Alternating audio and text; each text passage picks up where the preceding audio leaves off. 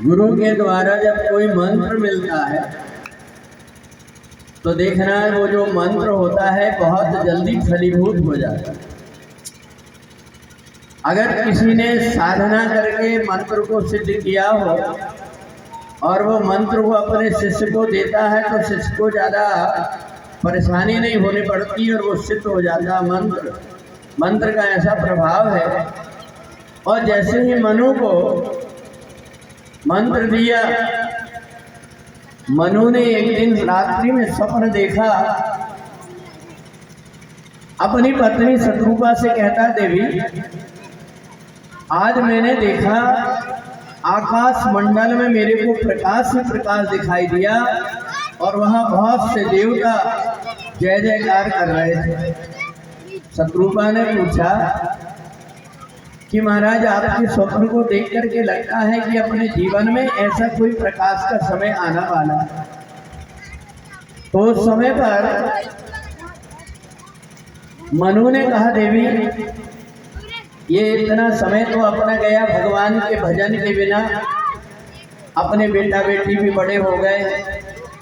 अपने पहले के बुजुर्ग कहते थे कि अपने पैर के जूते अगर बेटे के पैर में आ जाए तो पिता को फिर घर गृहस्थी में ज़्यादा मन न लगा करके परमात्मा में लगा देगा। और इसलिए अपने यहाँ जो 4 अवस्था थी, पहले में ब्रह्मचर्य व्रत का पालन करके फिर गृहस्थ जीवन में और फिर वानप्रस्थ जीवन के बाद में संन्यास ले। तो पत्नी ने मन में विचार किया कि अब घर में बहू भी आ गई है, बेटों को भी समझाया, बेटा अब हम भगवान का भजन करना चाहते, तुम सब कुछ संभालो।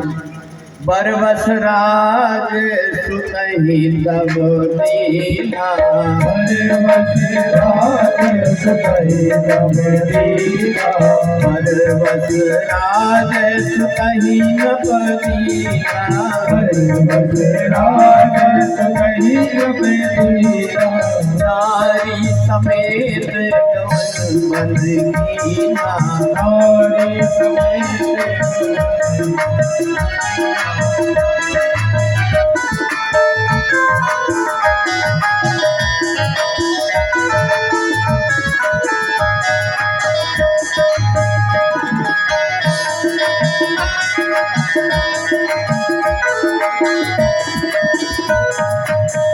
मनु ने अपने बेटा नहीं चाह रहे थे कि माता पिता हमको छोड़ करके जाएं।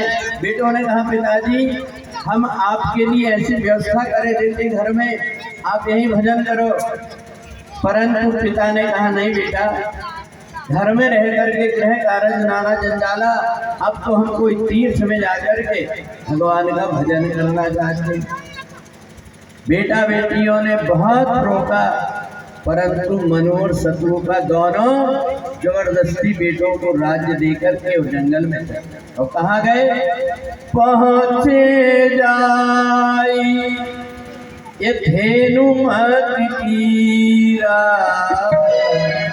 और हरसी नहाए निर्मल दीरा, हरसी नहाए निर्मल दीरा। पहुँचे जाई धेनु मत कीरा, पहुँचे जाई धेनु मत कीरा, हरसी नहाए निर्मल दीरा, हरसी नहाए निर्मल दीरा।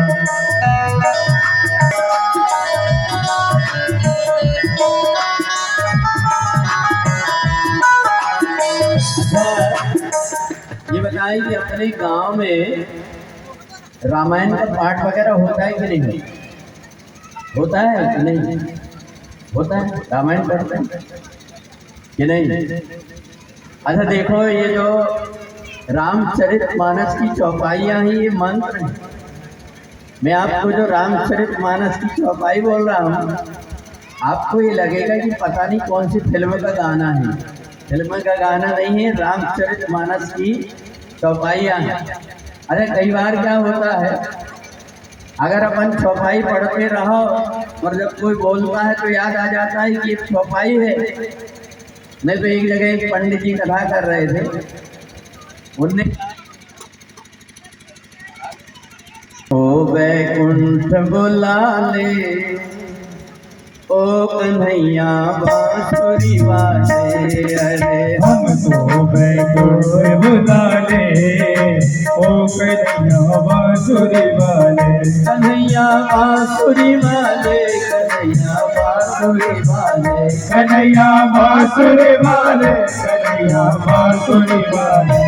अरे हमको वैकुंठ बुला ले ओ कन्हैया बांसुरी वाले, हमको वैकुंठ बुला ले ओ कन्हैया बांसुरी वाले, अरे हमको वैकुंठ बुला ले ओ कन्हैया बांसुरी वाले, हमको वैकुंठ बुला ले कन्हैया बांसुरी वाले, कन्हैया बांसुरी वाले, कन्हैया बांसुरी वाले, कन्हैया बांसुरी वाले।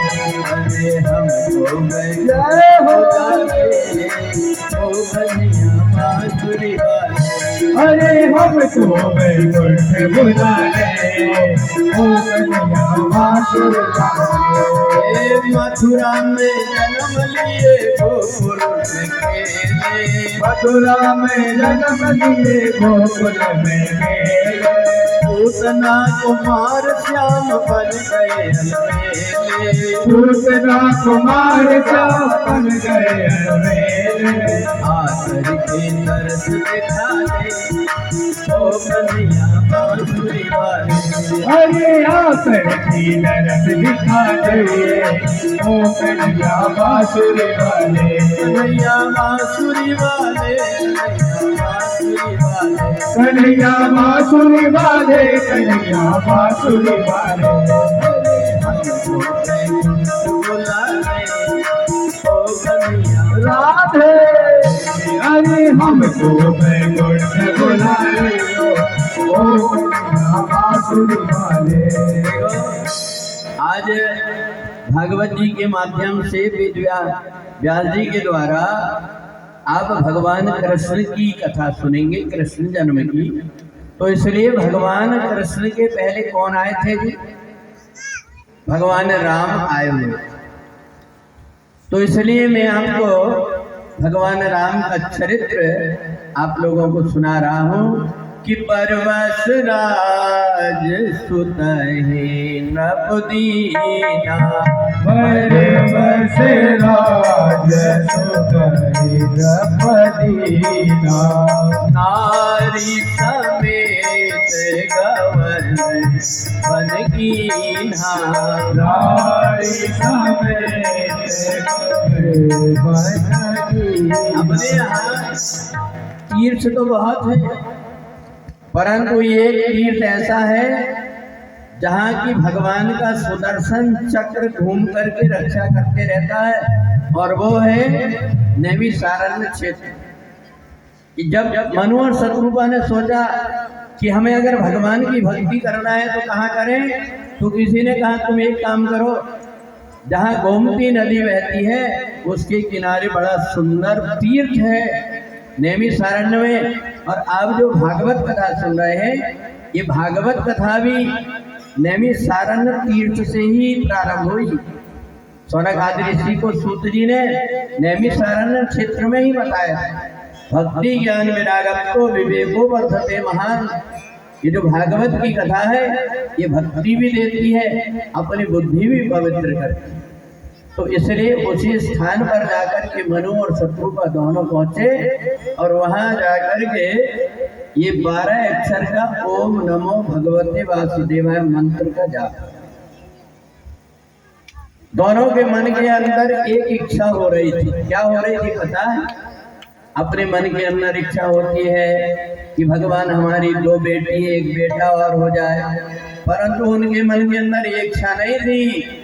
उनके अंदर क्या था कि और अभिलाष निरंतर हो, और अभिलाष और अभिलाष निरंतर होई।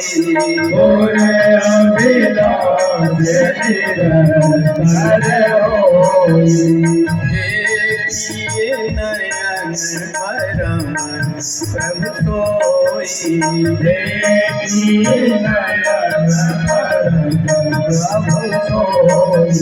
मनु और शत्रुघ्न दोनों 23,000 वर्ष तक की तपस्या करते रहे और उनके मन के अंदर एक ही इच्छा हो रही थी कि हमें मरने के पहले एक बार भगवान के दर्शन मिले। अच्छा देखो, अपने मन के अंदर कभी ये इच्छा नहीं होती, भले बुढ़ापा भी आ जाता है तो भी हमारा मन परमात्मा की तरफ नहीं जाता। एक जगह पर एक दादाजी बीमार पड़ गए। सारे लड़के बच्चों ने देखा कि पिताजी के लिए क्या करें, अच्छे से अच्छे डॉक्टर लेकर के आ गए, इलाज कराए, परंतु पिताजी बोल नहीं पा रहे। और पिताजी ने देखा कि चारों के चारों बेटा बैठे हुए हैं, तो पिताजी कुछ बोलना चाहते तो बड़े वाले ने कहा, यार ऐसा लगता है कि अपने पिताजी धंधा करते थे, इनने किसी को पैसा धेला दिए होंगे, वो बताना चाह रहे हैं परंतु बोल नहीं पा रहे, क्या करो? बोले डॉक्टर से कहो कि इनको कोई ऐसा इंजेक्शन लगा दो कि आधा घंटा बाद भले मर जाए परंतु हमसे बोल नहीं। तो उन्होंने डॉक्टर साहब से कहा, डॉक्टर साहब आप ऐसा कोई उपाय कर दो। पिताजी कुछ बोलना चाहते तो आप ऐसा कोई इंजेक्शन लगा दो इनको कि ये कम से कम बोल तो लें, किसी को पैसा धेला दिए होंगे तो बता दें कम से कम। तो डॉक्टर ने सोचा कि कैसे लड़के लोग हैं, वृद्ध आदमी हैं और बीमारी के कारण बोला नहीं जा रहा है। डॉक्टर ने लेकर के ग्लूकोज की बाटल जब लगाए तो दादाजी को थोड़ा सा चैन मिली, तो बड़े लड़का पास में आकर के छाती में हाथ फेर करके कहता, पिताजी क्या बोलना चाहते, किसी को पैसा धेला दिए हो? तो दादाजी ने बड़ी जोर से हिम्मत बटोर करके कहा कि मेरे पास में पैसे धेले कहाँ रखे हैं, मैं तो ये बोलना चाह रहा हूँ कि आज बाजार के दिन है, तुम दुकान बंद करके चारों के हो गए। तो देखो, मरने बैठा है व्यक्ति और उसको ये लग रहा है कि आज के दिन बाजार के दिन दुकान बंद करके गए। तो इसलिए हम लोग घर परिवार की सोचते हैं, भगवान के विषय में नहीं सोचते। मनु और शत्रुघ्न दोनों के मन में भगवान की दर्शन की इच्छा हो गई कि हमको भगवान के दर्शन कैसे हो। और जिस समय पर मनु और शत्रुघ्न तपस्या कर रहे थे, ब्रह्मा विष्णु महेश कई बार आए, आकर के कहा कि तुम वरदान मांग लो। मनु और शत्रुघ्न ने कहा कि नहीं, हम वरदान नहीं मांगे, हम तो वरदान उनसे मांगेंगे जिनका हम भजन कर रहे हैं। तो उसी समय पर आकाशवाणी हुई है, मनु मैं प्रसन्न हूं, तुम मांग लो। मनु और शत्रुघ्न ने कहा कि जिनकी वाणी सुनने से हमारा पूरा शरीर जो दुबला पतला हो गया था, हृष्ट पुष्ट हो गया, अगर उनके दर्शन हो जाए तो क्या बात है। तो मनु हाथ जोड़ करके कहा, प्रभु आप दिखाई नहीं दे रहे, हम मांगे तो किससे मांगे? तो भगवान ने कहा, मेरा तो कोई रूप नहीं है, बताओ तुम किस रूप में मेरे को देखना चाहते? तो मनु मन में विचार करने लगे कि भगवान के बाल रूप का दर्शन करना चाहिए। तो उसी समय पर मनु के मन में आया और भगवान से कह दिया कि जो स्वरूप बस शिव मन माही, जो स्वरूप माही, जो स्वरूप बस शिव मन माही। भगवान से कहा कि जो भगवान शंकर जिनका ध्यान करते हैं, और भगवान शंकर कौन सा? बंदौ बाल रूप सोई राम। भगवान शंकर भगवान के बाल रूप का दर्शन करते हैं। तो भगवान ने देर नहीं लगाया, तुरंत छोटे से बालक के रूप में और आकाश मंडल से भगवान धीरे धीरे नीचे उतरने लगे। भगवान शंकर से पार्वती ने पूछा, बोले बाबा ये तो बताओ भगवान का रूप कैसा था? बोले नील सरोरुह नील मणि नील नील धर श्याम, नील सरोरुह नील मणि नील नील धर श्याम, लाजय तन शोभा निरख कोटि कोटि सत्कार। जय जय सीताराम, जय जय सीताराम, जय जय सीताराम। रामचंद्र भगवान की। भगवान इतने सुंदर बाल रूप बना करके मनु और शत्रुपा के सामने आ गए। मनु और शत्रुपा तो एक टक देखते रहे। मनु ने जैसे भगवान के रूप को देखा तो देख करके नाचने लगे।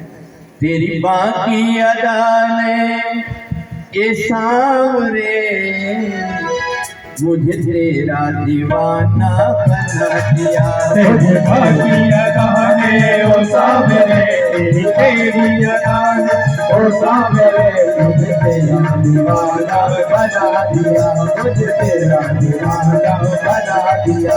तेरी बाकी अदा ने ओ सांवरे, तेरी बाकी अदा ने ओ सांवरे मुझे तेरा दीवाना बना दिया, मुझे तेरा दीवाना बना दिया, मुझे तेरा दीवाना बना दिया, मुझे तेरा दीवाना बना दिया, मुझे तेरा दीवाना बना दिया, मुझे तेरा दीवाना बना दिया, मुझे तेरा दीवाना बना दिया, मुझे तेरा दीवाना बना दिया, मुझे तेरा दीवाना बना दिया। तेरी बाकी अदा ने ओ सांवरे, तेरी तेरी अदा ने ओ सांवरे मुझे तेरा दीवाना बना दिया, मुझे तेरा दीवाना बना दिया। एक तेरे लट घुंघराले, एक तेरे लट घुंघराले, बादल से वो काले काले, बादल से वो काले काले। तेरी टेढ़ी सी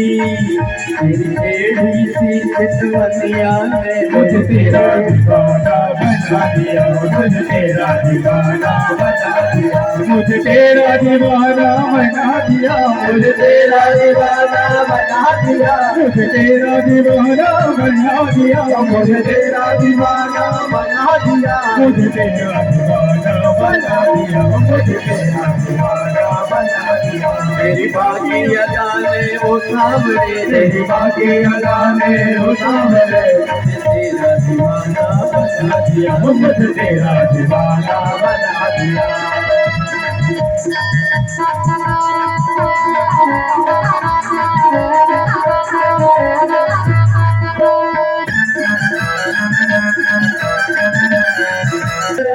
मनु और शत्रुपा दोनों की दोनों नाचने लगे। भगवान ने कहा, मनु मैं तुम्हें कुछ देने आया हूं। मनु ने कहा, महाराज मेरे को कुछ चाहिए नहीं, क्योंकि मैं तो केवल आपके दर्शन करना चाहता था।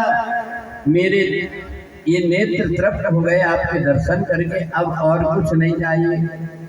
भगवान ने सोचा ऐसे माता पिता मेरे को कहाँ मिलेंगे, मेरे को अवतार लेकर के आना है। भगवान ने कहा, मनु एक बात तो बता, तूने संसार में कोई दानी देखा है?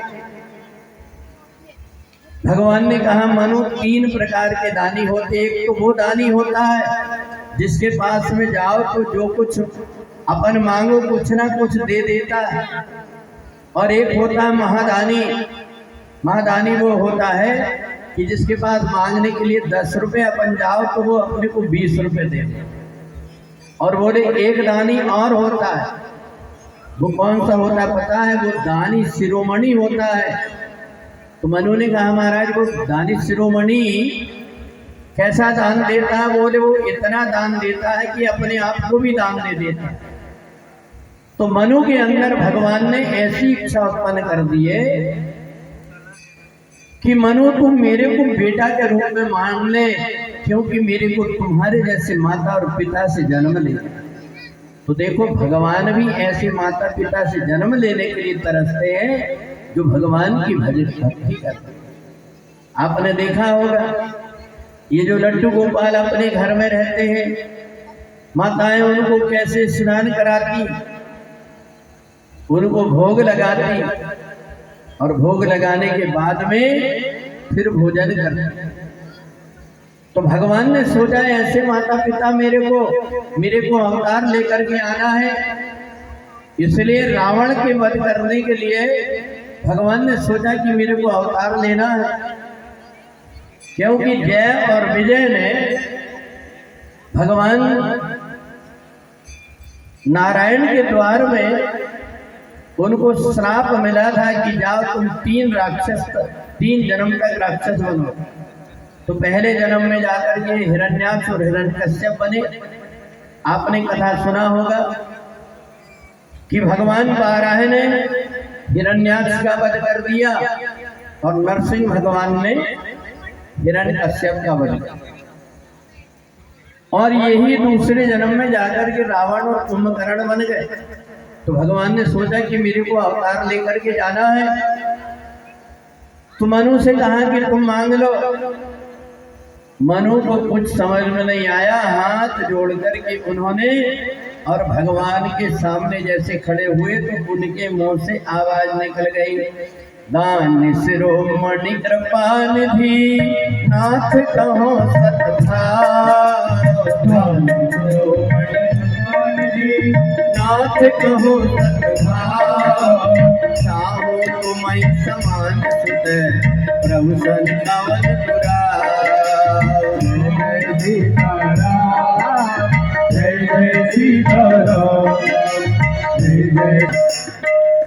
मनु ने अभी 2 बेटा को 3 बेटियों को छोड़ करके आए, परंतु फिर से भगवान से मांग लिया कि मेरे को तुम्हारे जैसे बेटा चाहिए। अगर और कोई पत्नी होती तो तुरंत लड़ लेती मनु से। अभी बेटा बेटी छोड़ करके आए, फिर से मेरे को जंजाल में पाड़ रहे। परंतु देखना, जहाँ पति पत्नी में ऐसी सुमति बनी रहती उन्हीं के यहाँ भगवान आते। और नहीं तो छोटी छोटी बात में घर परिवार में लड़ाई झगड़ा होते रहते।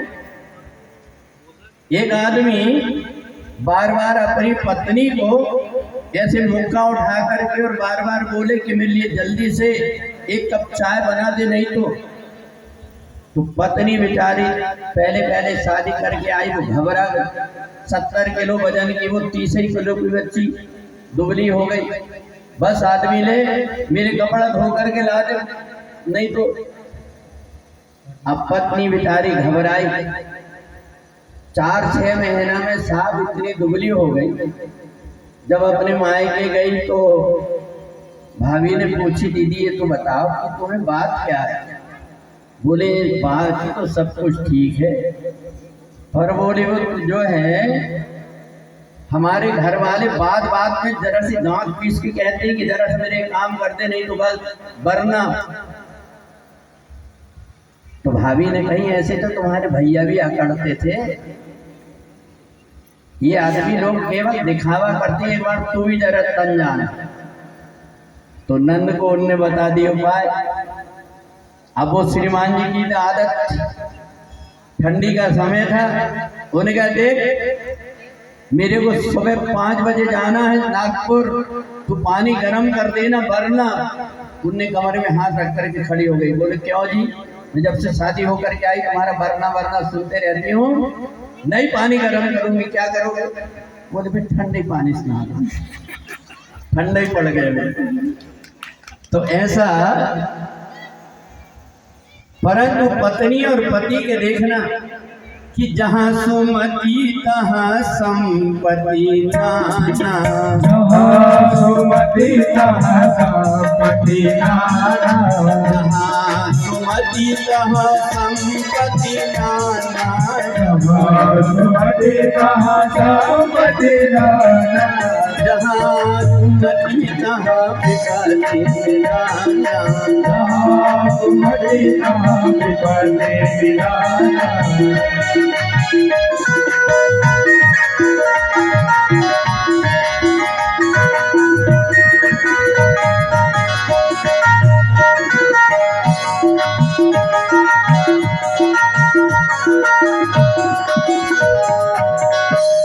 इधर मनु ने तो भगवान से मांग लिया कि मेरे को आप जैसा पुत्र चाहिए, और भगवान ने कहने में भी देर नहीं किया कि मैं अपने जैसे कहाँ ढूंढूंगा, मैं खुद तुम्हारा बेटा बन करके आऊंगा।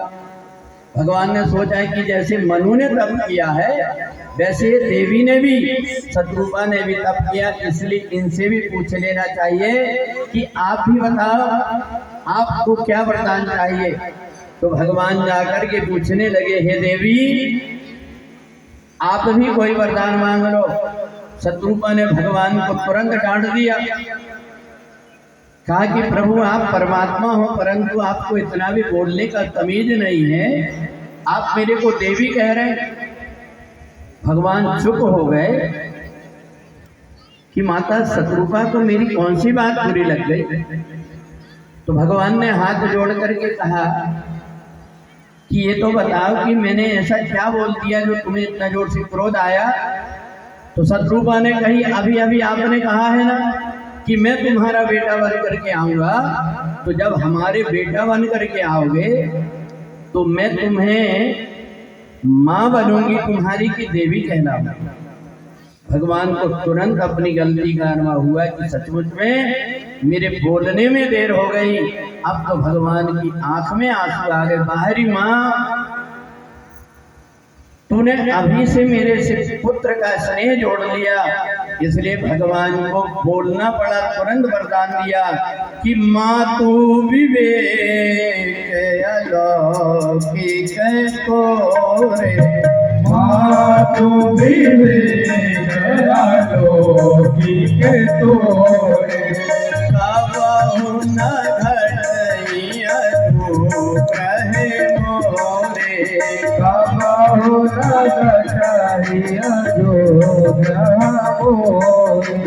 भगवान ने शत्रुपा को उसी समय कह दिया कि तुम कौशल्या बन करके जन्म लोगी और मैं तुम्हारे पेट से जन्म लूंगा, परंतु तुम्हें ज्ञान बना रहेगा, मैं समय समय पर अपना रूप तुम्हें दिखाते रहूंगा।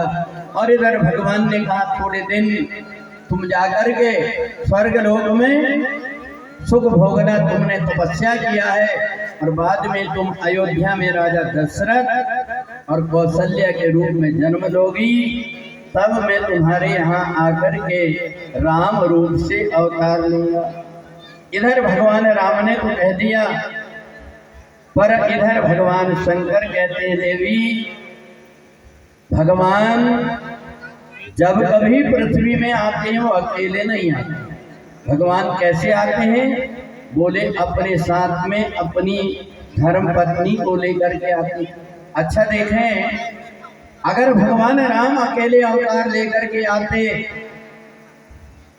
तो क्या वो रावण को मार पाते?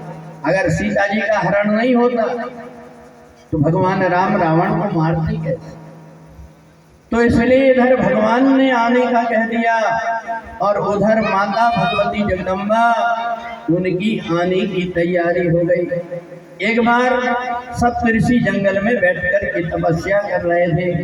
कदम कदम पर साथ हो माँ अम्बे तुम्हारा, जगदम्बे तुम्हारा, कदम कदम पर साथ हो माँ अम्बे तुम्हारा, जगदम्बे तुम्हारा, कदम कदम पर साथ हो माँ अम्बे तुम्हारा, जगदम्बे तुम्हारा, कदम कदम पर साथ हो माँ अम्बे तुम्हारा, जगदम्बे तुम्हारा। संकट हरने वाली माँ सब पे दया बरसाती है, संकट हरने वाली माँ सब पे दया बरसाती है। कितने रूप बदल के माँ भक्तों की लाज बचाती है, इतने रूप बदल के माँ भक्तों की लाज बचाती है। तेरी कृपा से चमकेगा माँ घर संसार हमारा, तेरी कृपा से चमकेगा माँ घर संसार हमारा। कदम कदम पर साथ हो माँ अम्बे माया तेरो कदम पर नाथ हो माया रंगे को माया जगधार को माया। जय हो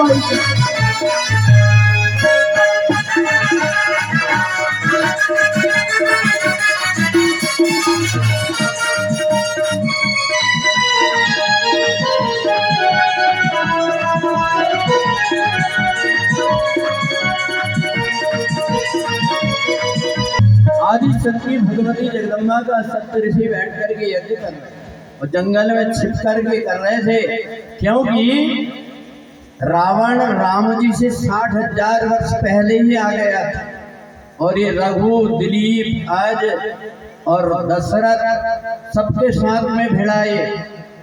तो इधर रावण ने पूरी जहां तहां प्रजा थी सब में कहा था कि देखो कोई भी व्यक्ति ना तो यज्ञ करेगा ना कोई कथा सुनने के लिए जाएगा। जो कोई कथा सुनने के लिए जाएगा राक्षस उनको मार मार करके खा जाएंगे। उसने सब जगह एक ही नारा कर दिया कि जिसको भी जयकारा बोलना है तो एक ही जयकारा बोलेगा, बोलिए रावण सरकार की।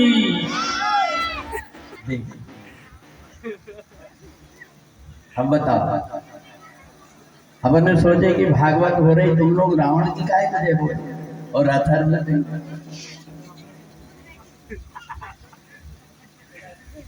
अच्छा उसने क्या है, ये क्या उस समय से डरते होंगे, क्या है वो क्या करता था, जय जय देश धेनु दुज पावई नगर गांव और आग लगावई। और अथर्व इसलिए भी ज्यादा डर रहे होंगे क्योंकि ये हेल्थी। एक बार क्या हुआ कि रावण ने सब अपने राक्षसों से कहा जहां जहां जितने पंडित और ब्राह्मण और जितने संत महात्मा मिलते हैं उनको सबको पकड़ पकड़ करके खाओ। तो वो राक्षस लोग पकड़ पकड़ के खाते थे। एक ऐसे ही मोटे पंडित जी को पकड़ लिया राक्षस ने। अब पंडित जी घबराए। पंडित जी ने सोचा आज बढ़िया से मैं खड़े भटा की सब्जी बनवाऊंगा। पंडित आयन से कह करके ले जा रहा था और जी इसने पकड़ लिया रास्ते। तो पंडित जी ने राक्षस को देख करके डरते डरते कहा, भैया तुमने हमको क्यों पकड़े? तो राक्षस ने कहा, तुमको पता नहीं कि हम क्या करते हैं? तो पंडित जी ने सोचेगा अभी बेईमान खाएगा, मेरे को बचने नहीं देगा। तो पंडित जी ने कहा, भैया राक्षस भैया एक बात तो बताओ, हम कभी कभी सोमवार का कभी गुरुवार का उपवास रहते, तुम भी कभी उपवास रहते? तो राक्षस ने कहा, हाँ हम ही शंकर जी का व्रत करते हैं, इसलिए सोमवार का व्रत रहते हैं। तो पंडित जी ने देखा था तो सोमवार ही। पंडित जी ने कहा, भैया एक बात बताओ कि जब हमारा उपवास रहता है तो हम साबूदाना की खिचड़ी खाते हैं, आलू उबाल कर खा लेते हैं, साबूदाना के चिप्स बना लेते हैं, पर उपवास के दिन तुम क्या खाते हैं? तो राक्षस ने कहा, सुनो पंडित, जिस दिन हमारा उपासना में रहे उस दिन चाहे घोड़ा मिल जा, गधा मिल जा, सुंगर मिल जा, बिल्ली मिल जा, कुत्ता मिल जा, सब खा जाते हैं, पर उपवास के दिन कोई साधु या ब्राह्मण ही को खाते। और गप से खा गया। तो ये जो रावण था, रावण के डर के कारण सप्तऋषि छिप करके एक मटकी में भगवती जगदम्बा की मूर्ति बना करके और उसमें अभिषेक करके भगवती जगदम्बा का यज्ञ कर। और राक्षसों ने आकर के घेरा। राक्षसों ने जैसे आकर के घेरा, सप्तऋषि घबरा गए। सप्तऋषियों ने हाथ जोड़ करके बहुत प्रार्थना किया राक्षसों से कि हमको छोड़ दो, पर राक्षसों ने कहा नहीं, तुमको टैक्स देना पड़ेगा, तुमने बिना अनुमति यज्ञ कैसे किया? सप्तऋषियों ने कहा, हमारे पास में पैसे धेले नहीं है, हम तो यहीं की जड़ी बूटियों से हवन कर रहे हैं।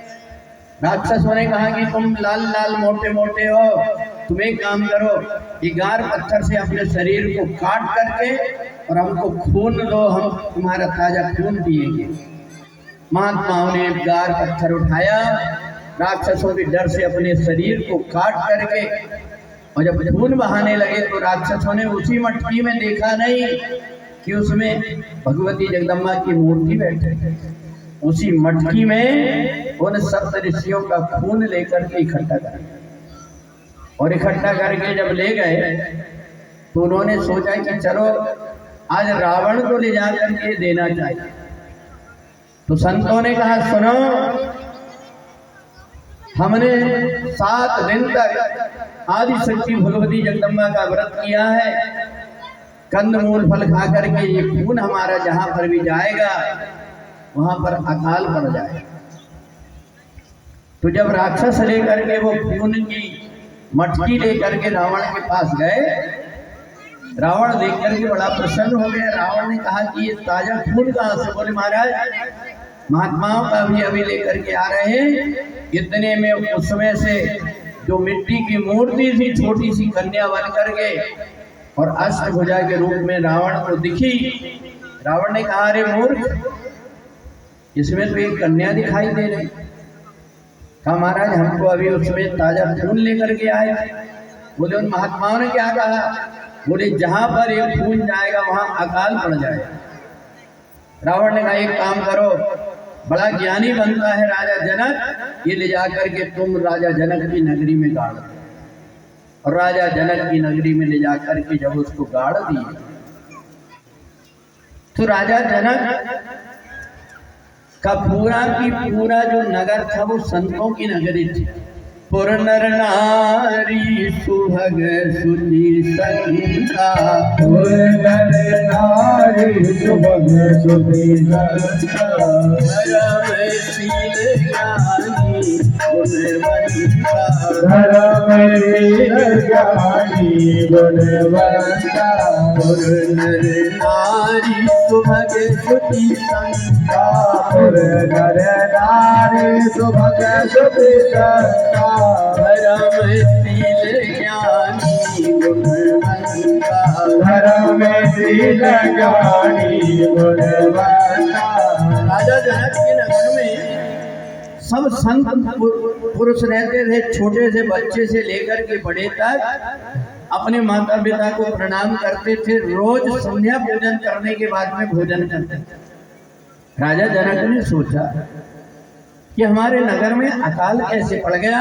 अकाल तो वहां पड़ता है जहां कोई पाप कर्म करने वाला हो। गुरुदेव सतानंद के पास में गए, गुरुदेव ये आप ही बताइए कि प्रजा भूखी मर रही है और मैंने सुना है अपने पूर्वजों से कि जिस राजा के राज्य में प्रजा दुखी होती उस राजा को नरक में जाना पड़ता। तो आप ऐसा कोई उपाय करिए जिससे कि प्रजा का दुख दूर। सदानंद ने आंख बंद करके कहा राजा मेरे को ऐसा लग रहा है कि अपने नगर में किसी ने छल किया है। तुम एक काम करो, हल लेकर के चलो और जहां मैं कहूँगा वहां से जमीन को पूजन करके जोतना प्रारंभ करना।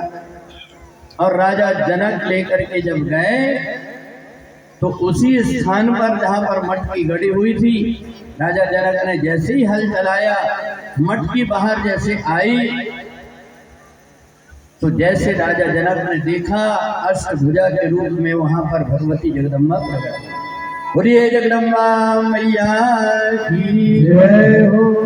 माता रानी को जैसे ही देखा सारे देवता फूलों की वर्षा करने लगे। नारद जी आगे भी ना बजाते हो माता, आपने चैत्र के महीने में आकर के अवतार लिए हो, आपका बड़ा सुंदर स्वरूप है, परंतु मेरी ऐसी इच्छा है कि तुम छोटी सी कन्या बन जाओ और बनकर के राजा जनक के यहाँ पर बाल लीला कर। तो आदि शक्ति भगवती जगदम्बा छोटी सी बन गई और छोटी सी बन करके राजा जनक की जो पत्नी सुनैना थी उसने गोद में ले लिया और लेकर के जब जाने लगी तो उसी समय पर पृथ्वी से जोर से आवाज आई। जैसे जोर से आवाज आई तो सुनैना घबरा गई। पृथ्वी माता ने कहा सुनो सुनैना, मेरी बेटी किसी स्त्री और पुरुष से होने वाला नहीं है, इसलिए इसका विवाह भी उसके साथ में करना जो स्त्री और पुरुष के गर्भ से उत्पन्न ना हुआ। अब तो सुनैना और राजा जनक दोनों घबरा गए कि ऐसा कहां से हम बेटा ढूंढ करके लाएंगे। तुम चिंता मत करो, ऐसा कोई ना कोई मौका आ जाएगा और भगवती जगदम्बा सीता जी अपने यहाँ पर अनेक प्रकार की लीलाएं करने लगे। अजब गजब का मैया दरबार है तुम्हारा, दरबार है तुम्हारा। अजब गजब का मैया दरबार है तुम्हारा, दरबार है तुम्हारा। अजब गजब का मैया जी दरबार है तुम्हारा, दरबार है तुम्हारा। अजब गजब का मैया जी दरबार है तुम्हारा, दरबार है तुम्हारा। यही रूप देखन को मैया आऊं बारंबार, यही रूप देखन को मैया आऊं बारंबार। अजब गजब का मैया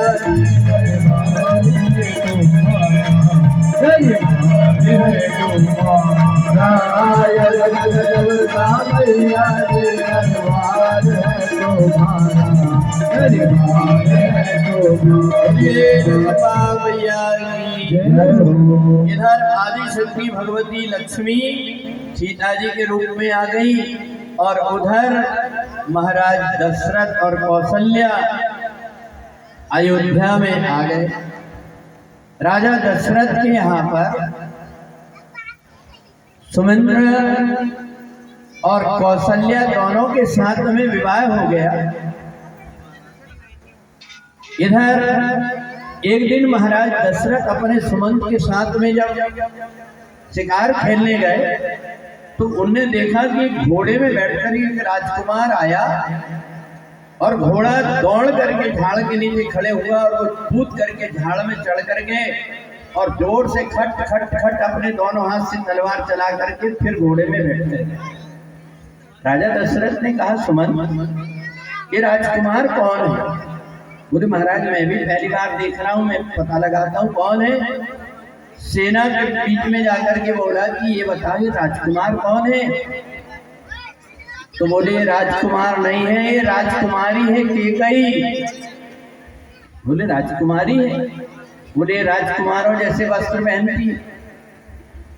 बोले अभी ये घोड़ा से उछल करके झाड़ में तलवार चला करके वापिस आ गई। बोले इनका रोज का काम है, ये तलवार चलाना सीखती है। तो बोले झाड़ में उन्होंने क्या किया? बोले झाड़ का इतनी तेजी से तलवार चलाई कि 4-4 अंगुल के पूरे झाड़ के टुकड़े हो गए। बोले झाड़ तो वैसा की वैसे खड़ा है। बोले इसको हिला करके देखो, जैसे हिला करके देखे पूरा झाड़ नीचे 4-4 अंगुल के टुकड़े। महाराज दशरथ ने मन में विचार किया कि इस राजकुमारी के साथ में मेरा विवाह हो जाए। तो राजा दशरथ ने अपने सुमंत को भेजा कि जाओ तुम केकई नरेश को जाकर के कहना कि मैं उनकी बेटी से विवाह करना चाहता हूँ।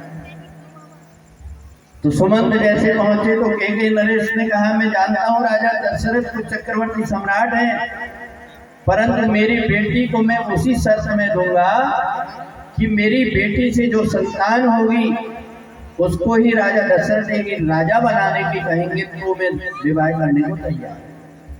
अब राजा दशरथ बड़े असमंजस में पड़ गए कि मेरी 2 पत्नी पहले से है, जिसका बेटा बड़ा रहेगा राजा मेरे को उसको बनाना पड़ेगा। वशिष्ठ जी ने कहा, राजन भविष्य को मैं जानता हूँ, इसलिए तुम एक काम करो, तुम केकई के साथ विवाह करके आ जाओ। केकई के साथ में महाराज दशरथ ने विवाह कर लिया। ऐसे करके 3 रानियां हो गई राजा दशरथ की, परंतु संतान एक की भी नहीं। जब राजा दशरथ ने देखा कि मेरी संतान नहीं है तो तुरंत गुरुदेव के पास में पहुंचे। गुरु ग्रह गया तुरंत महिपाला, गुरु ग्रह गया तुरंत महिपाला।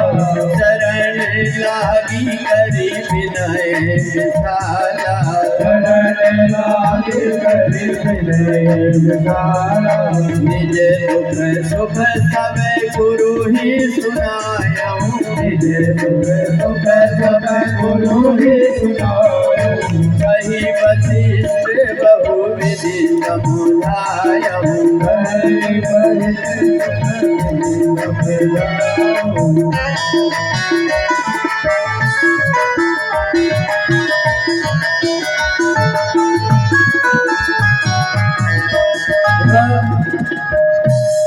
वशिष्ठ जी ने राजा दशरथ से कहा कि धरहु धीर होयहि सुतचारी। राजा दशरथ तुम धीरज धारण करो, तुम्हारे यहाँ एक नहीं 4 बेटा होंगे।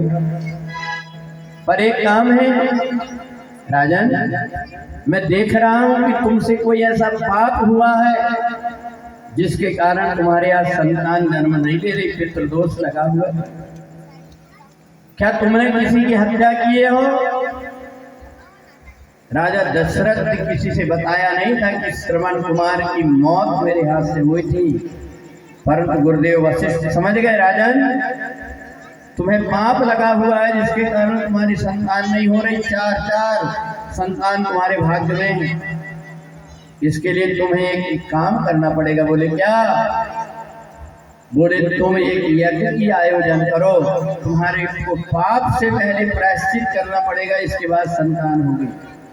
तो तुरंत श्रृंगी ऋषि को बुला करके राजा दशरथ जब यज्ञ करने लगे तो अग्निदेव आहुति नहीं ले रहे। वशिष्ठ ने सोचा कि अग्निदेव इतने रुष्ट हैं, वो आहुति नहीं ले रहे राजा दशरथ से। तब वशिष्ठ जी ने अपने हाथ से जब 5 आहुति डाला, उसी समय अग्निदेव प्रकट हो गए खीर लेकर के, और कहा राजा ने एक काम करो, एक खीर ले जाकर के तुम रानियों को बांटो। अब इधर राजा दशरथ ने सोचा कि मैं खीर किसको दूं, तो राजा दशरथ ज्यादा चाहते थे केकई को। तो तब ही राय प्रिय नारी बुलाई। राजा दशरथ ने कहा जाओ मेरी प्रिय रानी को बुला करके लेकर के। राजा दशरथ के साथ में केकई स्वर्गलोक भी जाती थी युद्ध करने के लिए, और उसी समय इन्होंने राजा दशरथ से 2 वरदान भी मांगा। अब इधर बस मेरे को 10 मिनट में बात अपनी पूरी करूंगा, क्योंकि अपने को कृष्ण जन्म की कथा भी आगे यहाँ पर होना है। तो देखें यहाँ वशिष्ठ जी सारी बात को समझ गए कि अब राजा दशरथ के यहाँ 4 संतान होना है। तो राजा दशरथ ने कहा कि जाओ रानी को बुला करके लेकर के आओ, परंतु केकई जरा सुंदर थी, इसलिए उनको श्रृंगार करने में देर लग गई, और उसी समय पर कौशल्या और सुमित्रा आ गए। राजा दशरथ ने सोचा था कि खीर का आधा भाग अपनी प्रिय पत्नी केकई को दूंगा, पर जैसे कौशल्या को देखा, मजबूर होकर के राजा दशरथ को आधी खीर कौशल्या को देना। और इसके बाद जैसे केकई आई तो केकई का चेहरा लाल तमतमा गया। देखो तो ये कौशल्या और सुमित्रा राजा के हर काम में आती हूँ, मैं स्वर्गलोक से राजा को बचा करके लेकर के आई, और खाने का नंबर आया तो दोनों पहले चली आई। राजा दशरथ समझ गए कि केकई बड़ी क्रोध में है। तो राजा दशरथ ने क्रोध शांत करने के लिए कहा कौशल्या अब तुम एक काम करो, आधा भाग तो मैंने तुमको दे दिया हूँ, परंतु मेरे पास जो आधा बचा हुआ है ये केकई को दे देता। तुम्हारा दशरथ ने आधा भाग केकई को दे दिया, जबकि सुमित्रा केकई से बड़ी थी। महाराज को पहले सुमित्रा को देना, परंतु जब जैसे देखा राजा ने केकई के क्रोध को, तो पहले आधा भाग उसमें से केकई को दे दिया। सुमित्रा बड़ी है, मैंने अन्याय किया हूँ सोच करके राजा ने सोचा अपने हाथ से नहीं बल्कि केकई और कौशल्या दोनों के हाथ से मैं सुमित्रा को प्रसाद दिला दूंगा, तो शायद सुमित्रा का मन प्रसन्न हो जाएगा। इसलिए केकई ने और कौशल्या ने दोनों ने प्रसाद लेकर के सुमित्रा को दिया। तो सुमित्रा तो उपासना, उसने कही बहन मेरे को आगे और पीछे प्रसाद से नहीं मतलब, मैं तो ये भी कहती हूँ कि तुम दोनों ने प्रसाद दिया है, अगर भगवान मेरे पेट से 2 बेटा पैदा करेंगे तो एक मैं कौशल्या माँ की बेटा की सेवा में लगा दूंगी और एक केकई बेटे अम्मा की सेवा में लगा दूंगी। तो जब समय धीरे धीरे धीरे धीरे व्यतीत हुआ, तीनों रानियां गर्भवती हो गई। तो यही चैत्र का महीना, अभी 2-3 दिन बाद नवमी आने वाली, नवमी तिथि दोपहर के समय सारे देवता आकाश में आकर के जय जयकार करने लगे।